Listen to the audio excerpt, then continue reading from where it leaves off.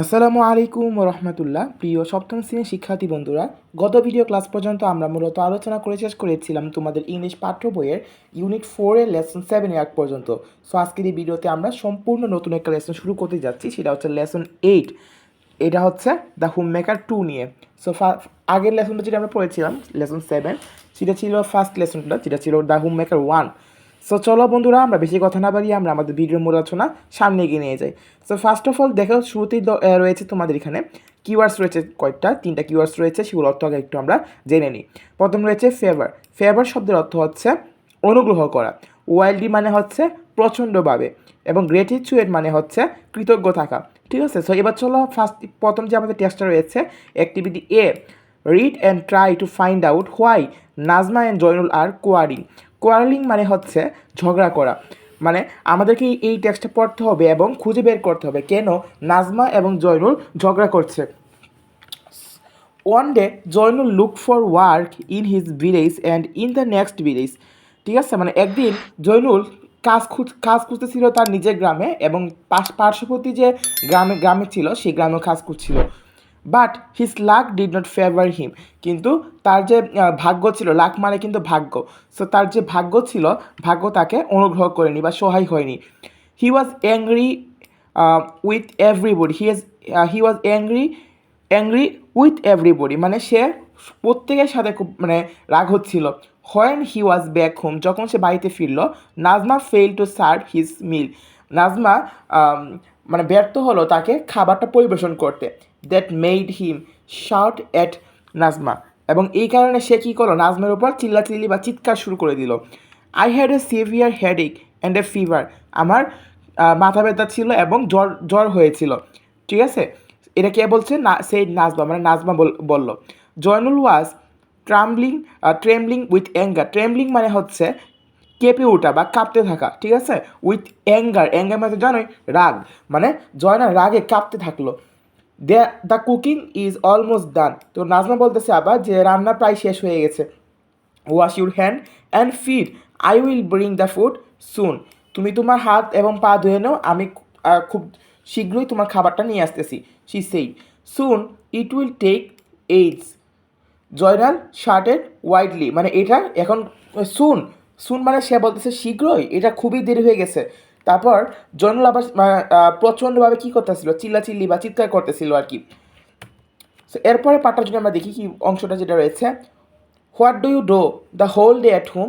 তুমি সারাদিন বাড়ি থেকে কী করো? I work and earn money to run the family. আমি কাজ করি এবং টাকা উপার্জন করি এই ফ্যামিলিটাকে চালানোর জন্য।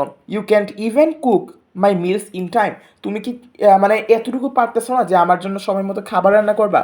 আই ডোন্ট, তখন আবার নাজমা বলতেছে আই ডোন্ট আর্ন মানি, আমি টাকা ইনকাম করি না বা টাকা কামাই না আমি। But I also run the family, কিন্তু আমিও কিন্তু ফ্যামিলিটা চালাই। I do all the works at home, বাড়ির সকল কাজ আমি করি। Cooking, cleaning, washing, husking, taking cares of the children, everything. এখানে হাস্কিং মানে হচ্ছে তুষ চড়ানো, বা এই যে যারা গ্রামের বাড়িতে গিয়েছো তারা দেখবা যে তোমার গ্রামের মহিলারা আগের দিনে গ্রামের মহিলা যেটা করতো, তারা চাল ভাঙানোর পর সেই চালগুলোকে তারা একটা কুলার মধ্যে নিয়ে তারা ঝাড়ার মাধ্যমে বাতাস দিত, বাতাস যেদিকে থাকতো ওইদিকে চালগুলো তো নিচে পড়ে যেত। আর বাতাসের জন্য, বাতাসের ধাক্কায় বা বাতাসের শক্তিতে ওই চালের মধ্যে যে চালের ধানের যে উপরে যে পাটটা থাকে এটাকে বলা হয় কুড়া। সো এই কুড়ার ছোটো ছোটো অংশ যেগুলো থাকে সেগুলো উড়ে চলে যায়। এটাকে মূলত বলা হচ্ছে এখানে husking. Remember, you work for money, but my work in the home can make the family stick together and make it happy. ঠিক আছে, so both types of work are equally important. মানে নাজমা এই সবগুলো কথা বলার পর সে বলল যে এই কারণেই এই উভয় কাজটাই সমানভাবে গুরুত্বপূর্ণ। Never before has Zainul thought about this things. আগে কখনো জয়নুল এভাবে চিন্তা করে দেখেনি। হি ফিলস গালটি, সে নিজেকে দোষী মনে করতেছিল।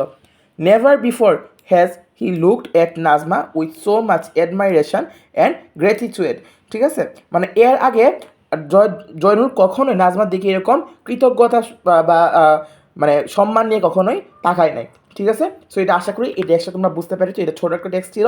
সো এবার আমরা যাবো হচ্ছে অ্যাক্টিভিটি, পরে যে অ্যাক্টিভিটিগুলো রয়েছে সেগুলো আমরা সরাসরি গাইডের থেকে আমরা সমাধান করে আসি। চলো, সো গাইড থেকে যদি আমরা সমাধান করি তাহলে দেখতে পাবা ফার্স্টে যে দেখো এখানে আমরা আগে একটু ওটা পড়ে নিই, এটা read the text again and tick the best answer, এবং এখানে বেস্ট আনসারটা তোমাদেরকে ঠিক মার্ক করতে হবে। সো চলো একটু আমরা দেখি।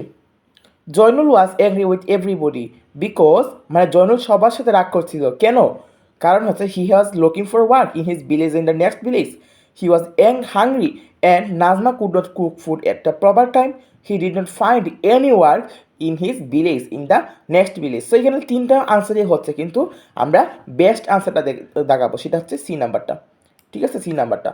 এরপর কী বলেছে 2 নাম্বারটা, Zainul shouted loudly at Najma because she could not give him food in time, এটাই হবে কিন্তু আমাদের 2 নাম্বারটার উত্তর। 3 নাম্বারটা কী বলা হয়েছে? 3 নাম্বারটা বলা হয়েছে it will take age, the underline word means, মানে অনন্তকাল লাগবে। ঠিক আছে, টেক্স এইজ মানে বোঝাচ্ছে যে অনন্তকাল সময় লাগবে। সো এই ওয়ার্ডটা আসলে কী বোঝাচ্ছে? Najma is suffering from old age, মানে নাজমা কি বুড়ো বয়সে যে কষ্ট রয়েছে সেই কষ্টে ভুগতেছে। বি নাম্বারে রয়েছে a very long time will be needed, মানে খুব দীর্ঘ সময় লাগবে। Zainul is willing to wait long, Zainul অনেকক্ষণ অপেক্ষা করতে ইচ্ছুক রয়েছে। সো এখানে আসলে বি নাম্বারটা হবে, তোমরা দেখতেই পাচ্ছ। এরপর 4 নাম্বার কোয়েশ্চেনটা কী বলা হয়েছে? হো শুড রান দ্য ফ্যামিলি, ঠিক আছে, কার বা কাদের পরিবার চালানো উচিত? জয়নুল অ্যান্ড নাজমা দুইজনের কিন্তু একসাথে, তাই না? এরপর 5 নাম্বারটা কী বলা হয়েছে? What can make a family happy, মানে কী আসলে একটা পরিবারকে সুখী করে তোলে? মানি অ্যান্ড হাউস ওয়ার্ক, ঠিক আছে। এবার 6 নাম্বার কোয়েশ্চেনটা কী বলা হয়েছে? অল মেম্বার্স, এটা হবে ইন এ, ঠিক আছে, in a family should live together and support each other, এটাই হবে আমাদের 6 নাম্বারটার উত্তর। 7 নাম্বারটা কী বলা হয়েছে? What do you think Zainul should do from now, এখন থেকে জয়নুল কী করা উচিত বলে তুমি মনে করো?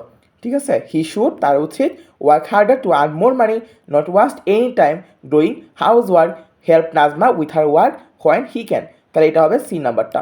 8 নাম্বারটা যদি দেখো, why does Zainul finally look at Najma with deep admiration and gratitude, মানে জয়নুল কেন অবশেষে নাজমার দিকে শ্রদ্ধাবোধ এবং কৃতজ্ঞতা নিয়ে তাকিয়েছিল? ঠিক আছে, because he has understood the value of sharing work in the family, তিনি পরিবারের কাজগুলো ভাগাভাগি করার গুরুত্ব বুঝতে পেরেছিলেন। সো এটা আশা করি এই ঠিক দ্য বেস্ট আনসারটা তোমরা বুঝতে পেরেছ। সি নাম্বারটা কী রয়েছে? সি নাম্বারটা রয়েছে যে প্রজেক্ট ওয়ার্ক রয়েছে একটা, think of family you know in your neighbourhood, মানে তোমার প্রতিবেশীদের মধ্যে একটা ফ্যামিলি রয়েছে যার সম্পর্কে তুমি জানো। Answer the following question and write a short composition, একটা ছোট কম্পোজিশন আমাদেরকে লিখতে হবে অ্যাবাউট দ্য ফ্যামিলি, ওই ফ্যামিলিটা সম্পর্কে। সো এখানে 3টা কোয়েশ্চেন রয়েছে, চলো আমরা কোয়েশ্চেনগুলো ব্যবহার করে একটা কম্পোজিশন একটু দেখে আসি। ঠিক আছে, সো এখানে এই পাশে দেখো বঙ্গানুবাদটা রয়েছে, তোমরা চাইলে এখান থেকে দেখে নিতে পারো, আমি জাস্ট ইংলিশটা একটু পড়ে দিই কারণ ভিডিও বেশি লং হয়ে যাবে otherwise.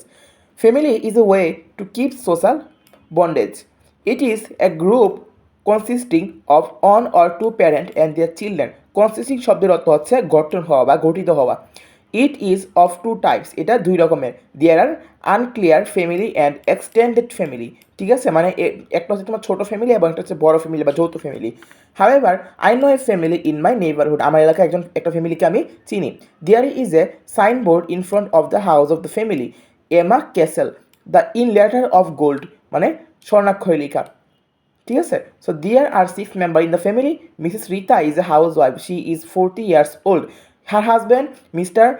Munjurul Islam, is an engineer. He is 45 years old. He works in a multinational company. They have 2 daughters and 2 sons. Rima is the eldest child of her parents. She is 15 years old. She is in class 10. Reshma is 13 years old. She is in class 8. On the contrary, Biplov is 11 years old. He is in class 6. His younger brother Bipul is 9 years old. He is in class 4. So এখানে এই কথাগুলো লেখা হয়েছে, ঠিক আছে। Both Rima and Reshma are very helpful. After their school, they help their mother cooking food.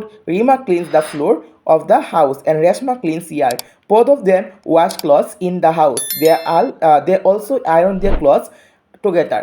On the contrary, Biplov accompanies his father to market. He carries bags and baggage of their daily bazaar. Rina and Reshma help their mother cut vegetables, fish or chicken. They also help their mother serve food. They are also brilliant students. They do well in every exam. Their brother Biplov and Bipul are also mentority students.